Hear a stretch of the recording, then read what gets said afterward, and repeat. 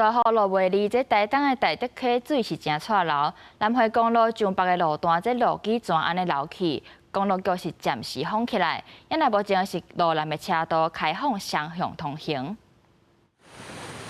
台东县大武乡大德溪水顶悬真错流的溪水，甲南回公路大溪明水道北边出口路段的路基冲蚀，早起向塌落去，路边过路机电线电火条啊嘛陆续车落去溪坎。